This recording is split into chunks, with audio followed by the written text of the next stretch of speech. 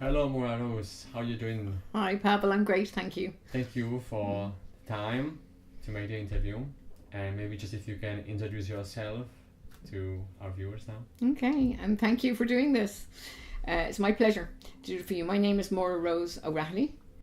I am a descendant of the O'Rahilly, which is something I need to say because it is a claim to fame. I'm very proud of my grandfather, who was one of the heroes of 1916.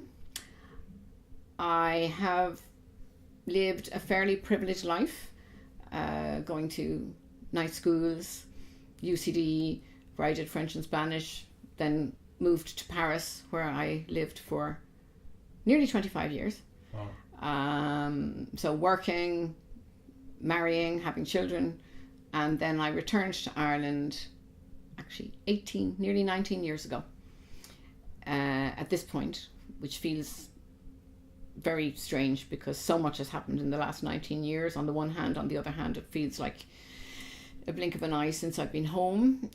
And I've done a variety of things since I came home, all different to what I did in France. And now I have just written Lovely. my memoir, Time to Be Me. Brilliant. And so, can you tell me a bit about your parents? Like, what was the environment you grew up in? Well, as I said, privileged. I mean, I've seen this particularly with the friends that I have met in recent years in Ireland where our backgrounds weren't the same at all. I went to private school. I had the luxuries like piano lessons, like ballet classes, like exchanges. I went to France twice. I went to Spain once, where my mother then hosted the child of the family to come back and learn a language for a whole summer. So there was a lot of, I suppose, I was an only child. So on the other hand, although I was from this privileged background, and I don't want to use the word spoiled, so that was always spoiled for only children, it was also very strict upbringing and rigidly Catholic. And there were a set of rules to follow. And I would suspect that I probably learnt them by osmosis almost. Yeah. There's a lady called Alice Miller who wrote a lot of books about children, and she says that particularly girl children have, by the time they're 2, are able to read facial expressions in mum. So there would have been a lot of maybe non-verbal signals, but it was very strict. Yeah. Very loving as well, I need to say that. Yeah. So it was a mixture.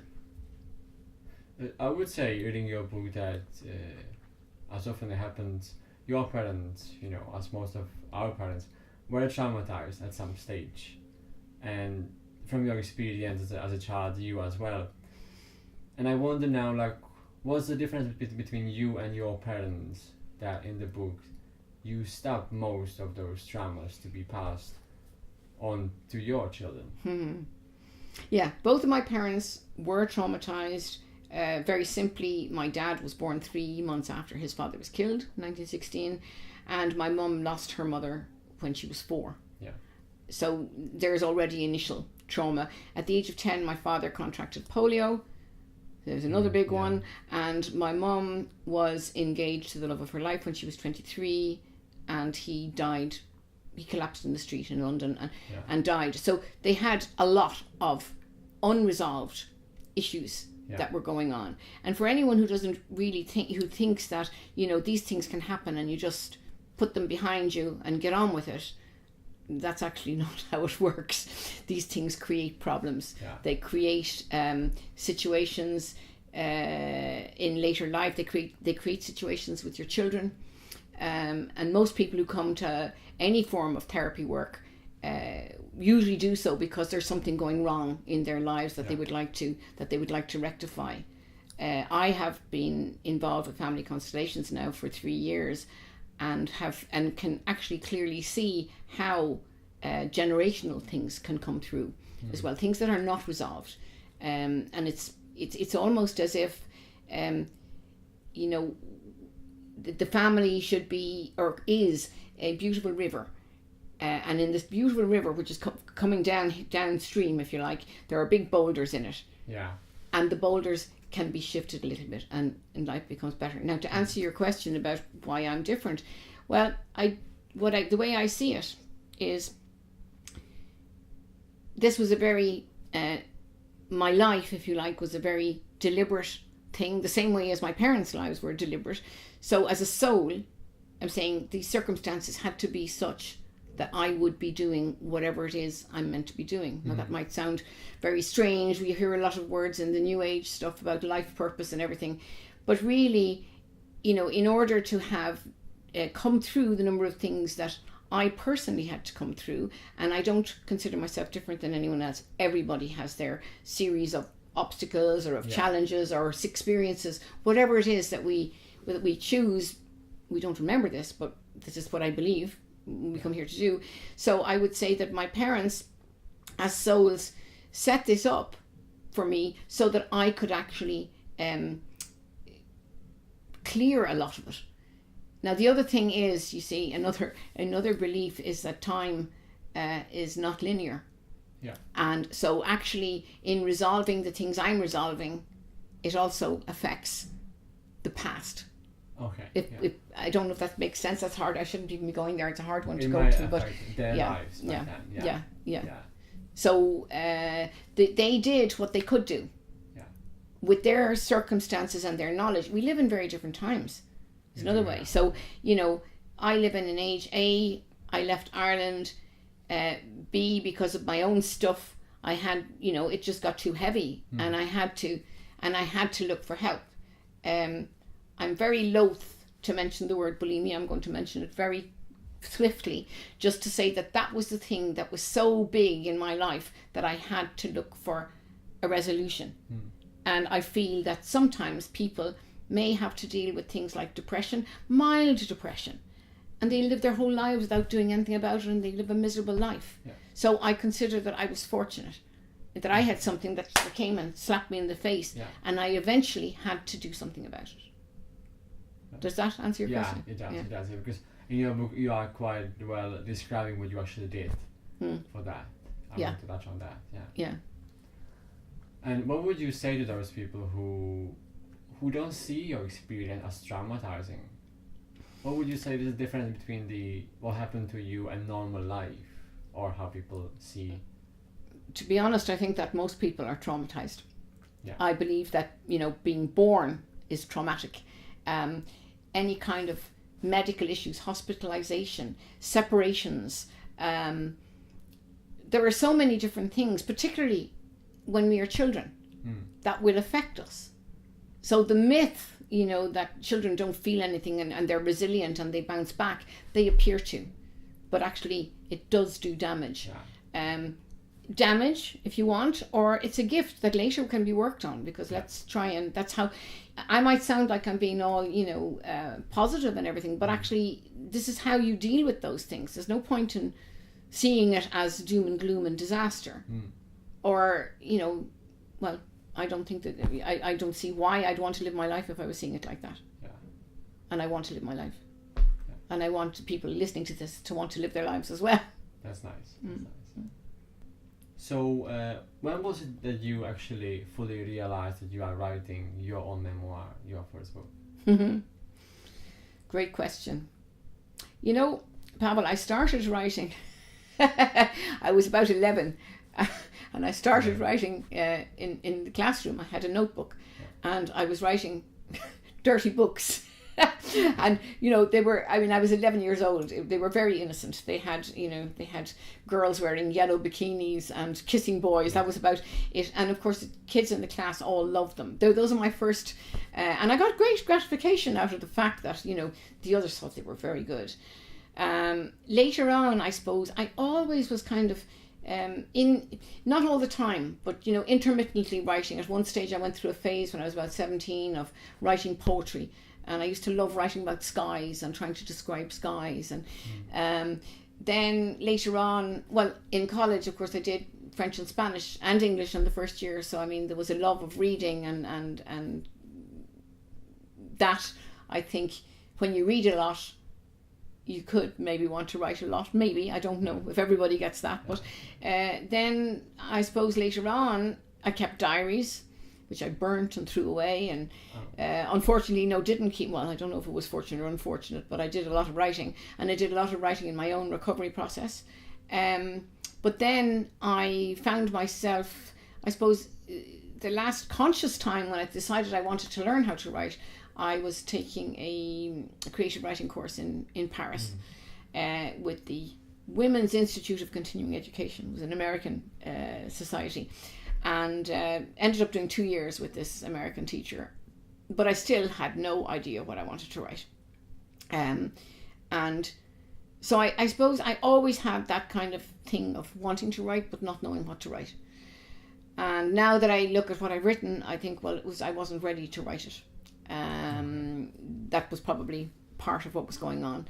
When, interestingly enough, when I actually thought I really should write was after I stopped working in my last place of employment, which was in a therapy centre.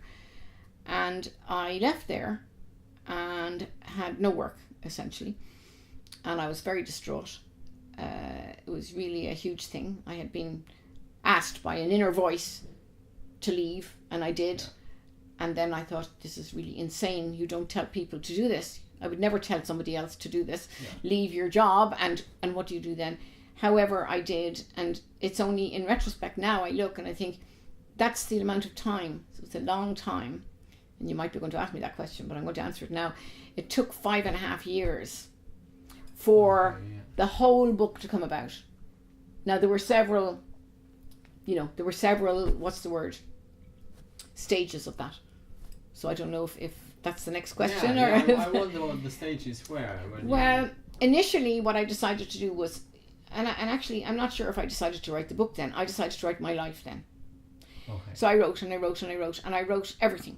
I left nothing out. Every little incident, every little thing that I liked, that had made me laugh, every event, all the people I met that I could think of. Yeah. Every single thing was written.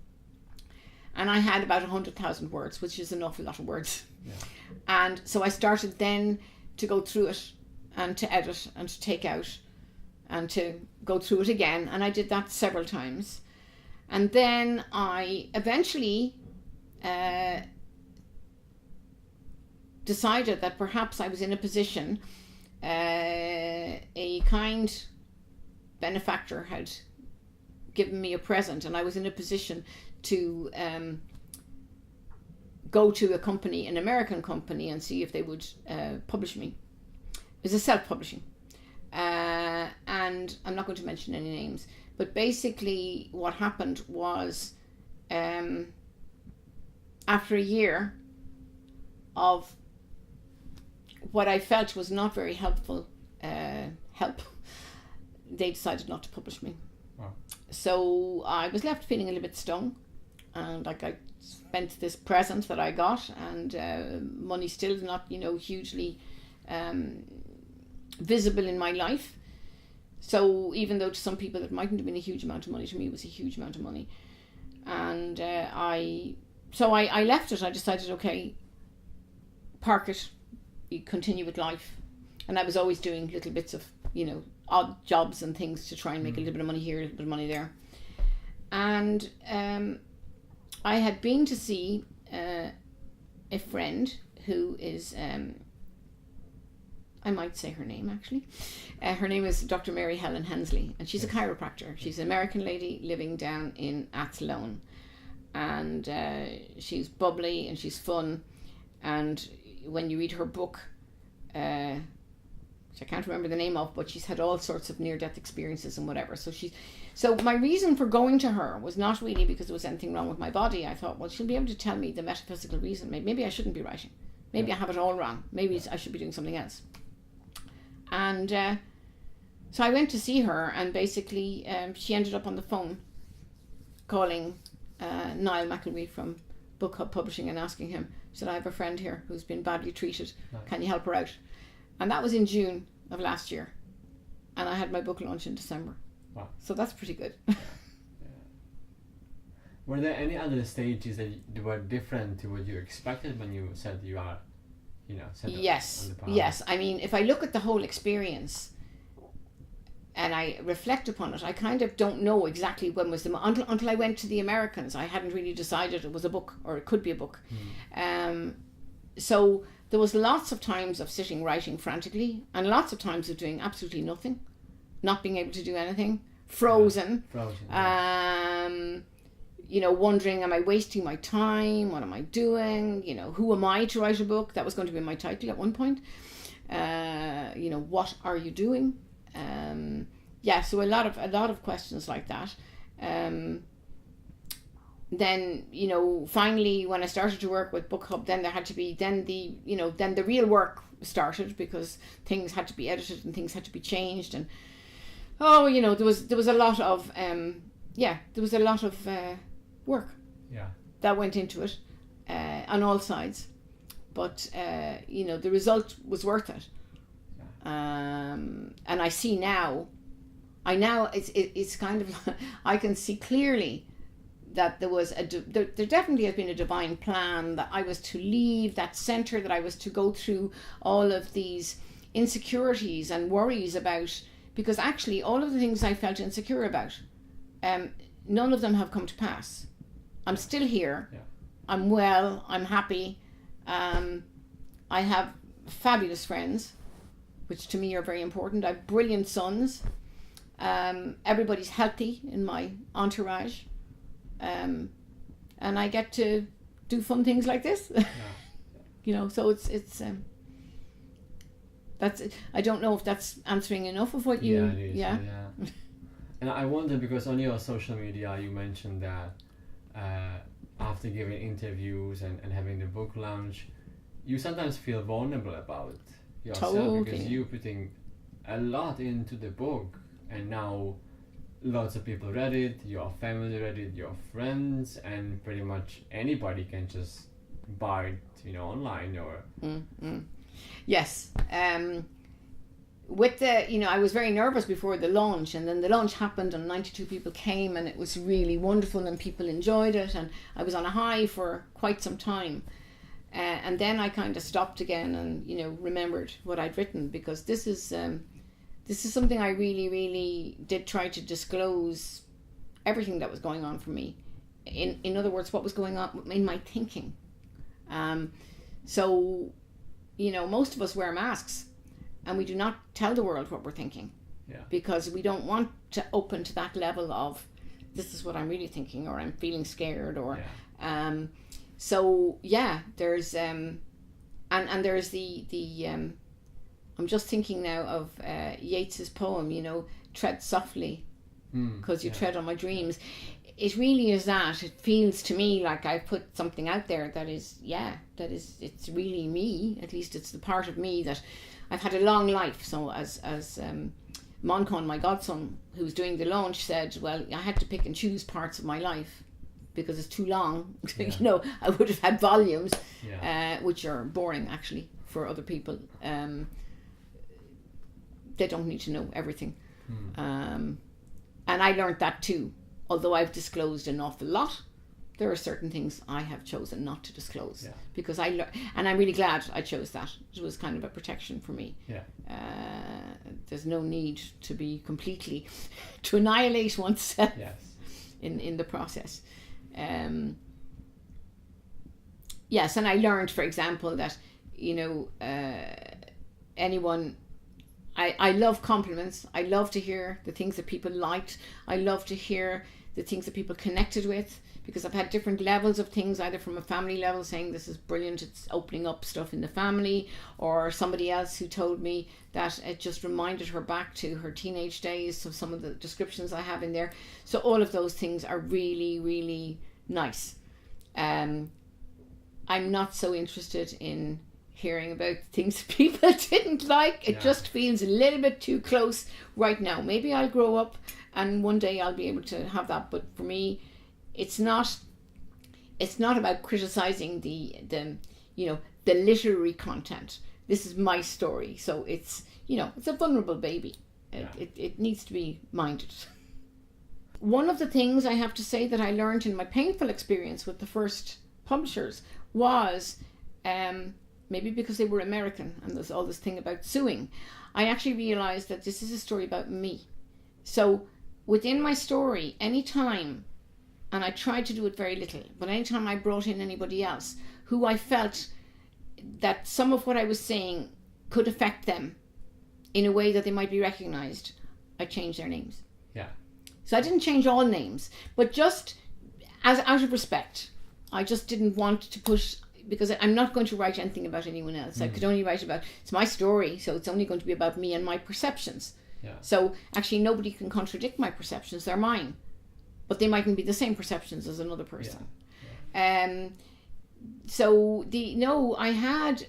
I can say though that some of my friends came back and said to me that they had misunderstood what happened to my family fortune, in that everybody was ready to condemn my ex-husband for having spent it all, whereas I do explain that yes, I supported him, but yes, I was very angry and very resentful, so I did a lot of resentment spending.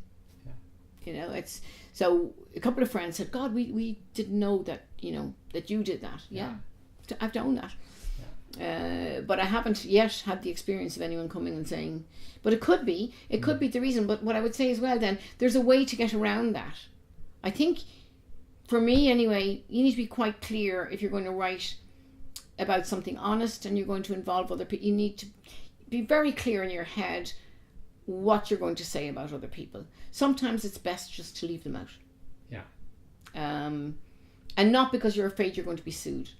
My intention, and I don't know if I've achieved it, was really not to hurt anyone in the process.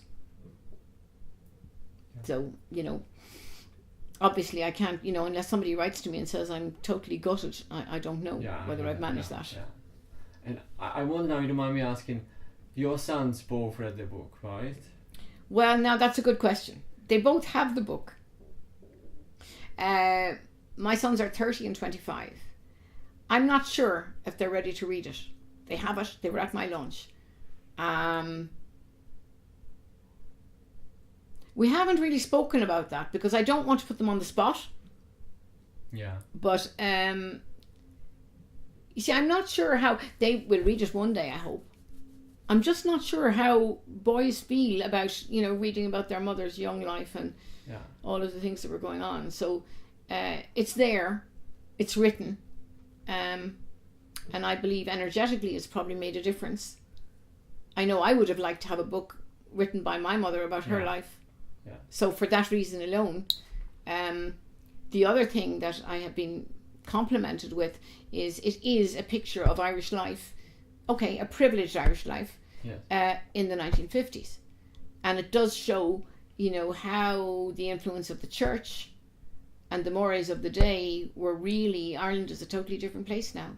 We often say that with my friends or my generation, it must be very hard for somebody as young as you, Pavel, who's Irish, to kind of relate to even, or for my children to relate to, how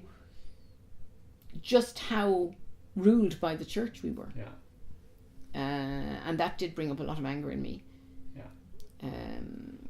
Which, well, I don't have anything to do with the church anymore, so there's no anger. And now, can we expect a second part of this book? Yes. No, I don't think so.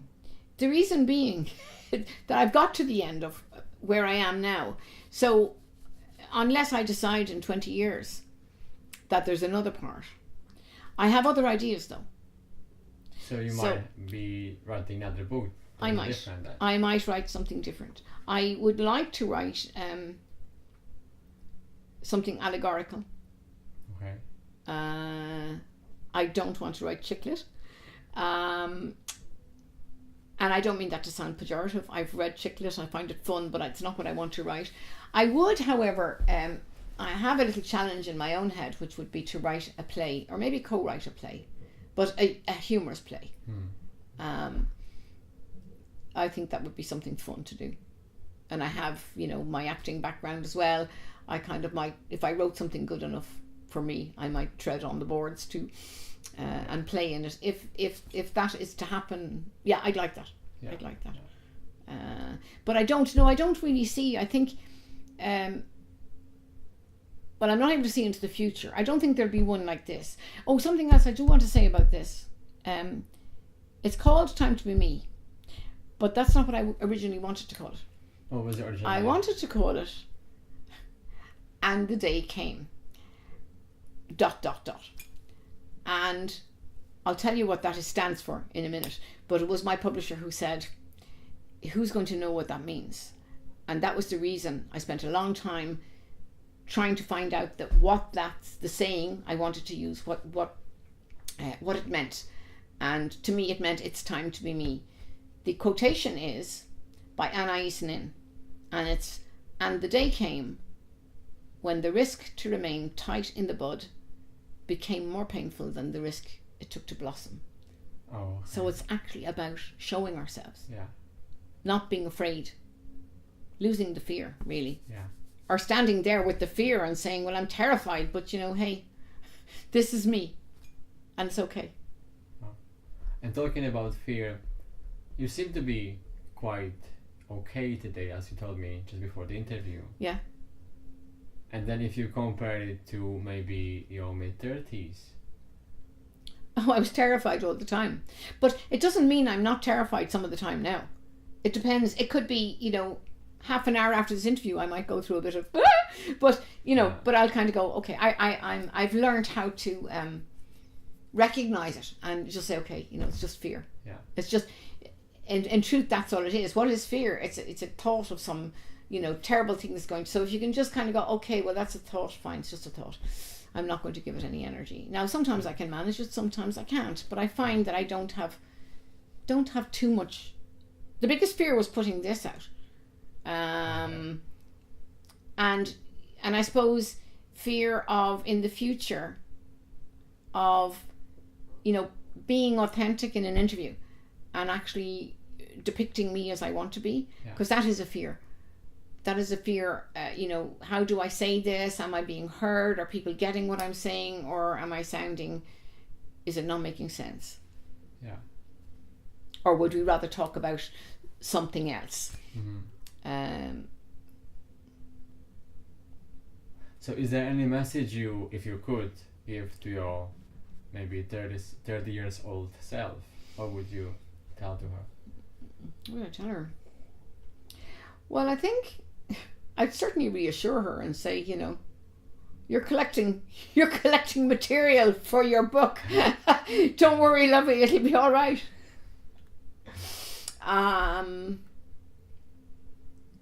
It would probably be reassurance.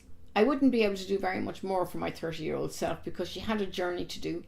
Because I actually do my understanding, my personal understanding, it's all about how aware we are, how conscious we are. Because they say, actually, we don't have to do anything to be enlightened. All we need to do is just remember. But that journey to actually getting to, and that sounds probably a little bit facetious coming from me. I'm halfway on the way, I hope, to embodying that. But it's still a concept with me. So I'm not trying to sound smart.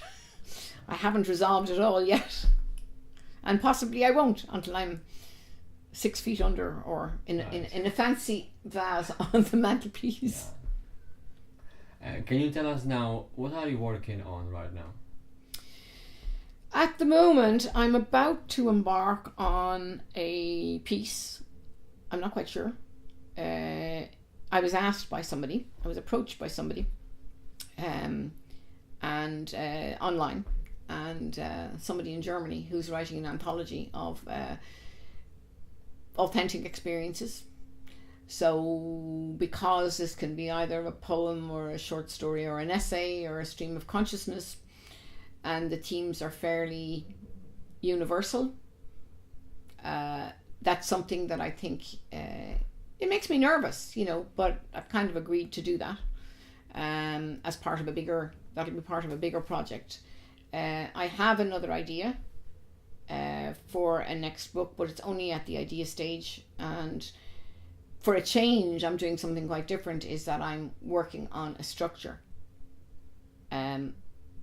which was very challenging to do for my own story, but I know that that's something that I have challenges with, the left brain part, but I actually see that once I have a structure, I will be able to build this. So I've no idea, it's only in here for the minute. Yeah. And also, if you don't mind to share with us, quite important part of your life is around the family constellations.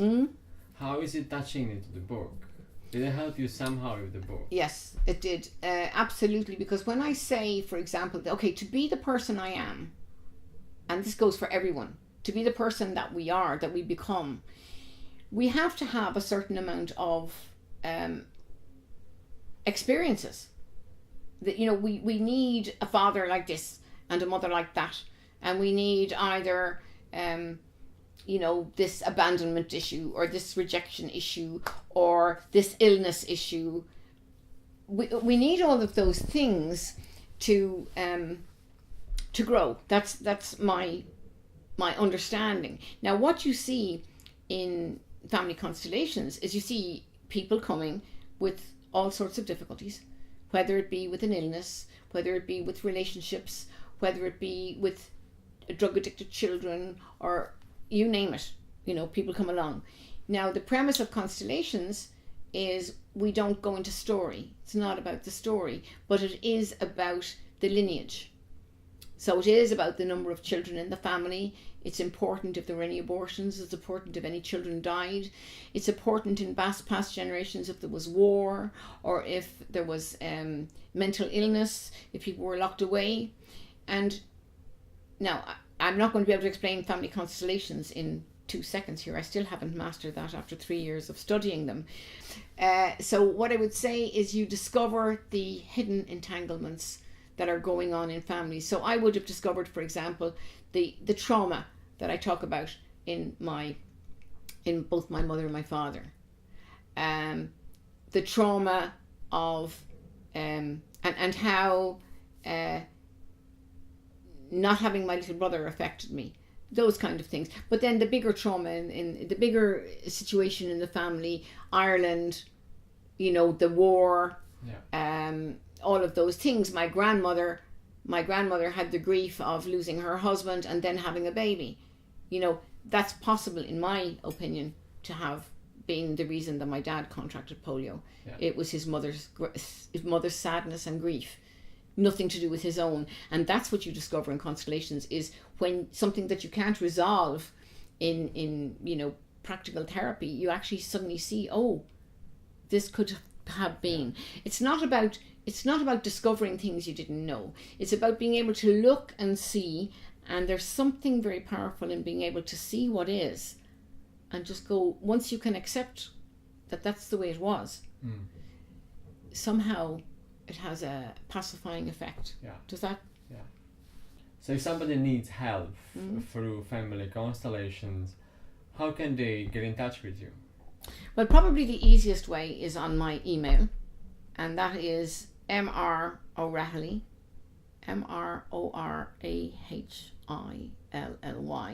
@gmail.com, and I will get back to them as quickly as possible. Great.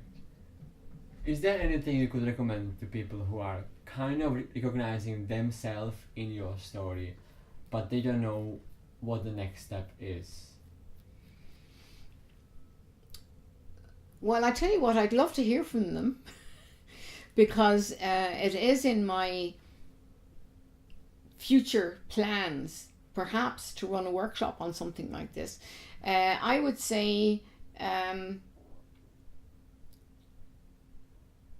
it's hard to tell people what to do. It depends whether they want to write. Anyone who wants to write, by the way, should just start writing, is really what I would say. And some people are really good at things like blogs. I'm not, because I find that stressful. If I do a blog and I have to do it every week, I can't do that. But some people I know are really good at blogs and they can't write a book. It doesn't matter. It doesn't mean one is not exclusive of the other. There are things that one can do. The obvious things like meditation, like Tai Chi, Qigong, any of those, yoga, any of those type of practices can help. It's a hard question to answer. Yeah. But I would love to hear from somebody. You know, if anyone watches this and would like to send me an email, and tell me what your challenge is, and I'll get, leave me your phone number, and perhaps we can have a chat on the phone and see if there's any way I can help or steer you towards somebody who can. And Maire-Ros, where do you see yourself, let's say, in 1 year from now? Well, I'm hoping that, because I'm a little bit, this is all a little bit overwhelming. I mean, I'm somebody who, I'm not going to tell you what age I am, although I say it in the book, but I'm over 6 decades. So it's taken me a long time to come out. So I have to go very gently with myself. And maybe I'm talking to a lot of people who are in a similar situation of needing to go gently. So I would hope that has been one phase of my putting myself out in the world, and that I'm going to trust that, the next little thing will come, and the next little thing will come. I'm not going to be receiving an Oscar for the movie of my life next year. I'd probably drop dead with a heart attack. Do you know what I mean? It's too big. It has to be small. But I think already there are little things happening. There are little clues here and there. And when somebody suggests something, I think, oh yeah, that's a good idea. I can contact that person, or I can talk to that person, or I can maybe I'll try and have a reading in such and such a bookshop, or maybe I'll contact X person that somebody's told me about. Maybe I'll go to Writers' Week in Listowel. It all depends really what feels right, what I can, what's available. Yeah, I'd say. And the last question: where can people buy your book? Now, it can be bought on www.bookhubpublishing.com. It's €15, or I think it might be $14.95. Well, or for me, but if you don't know me, the other place, it's an ebook on Amazon. Yeah. And so I guess you go on Amazon and type in "Time to Be Me," Maire-Ros O'Rahilly, and you get it on there. Yeah, and we'll definitely include a link for the Amazon page also below the video as well. Okay, brilliant. Maire-Ros, thank you very much for your time and for everything you shared with us today. Thank you, Pavel. It's been an absolute pleasure.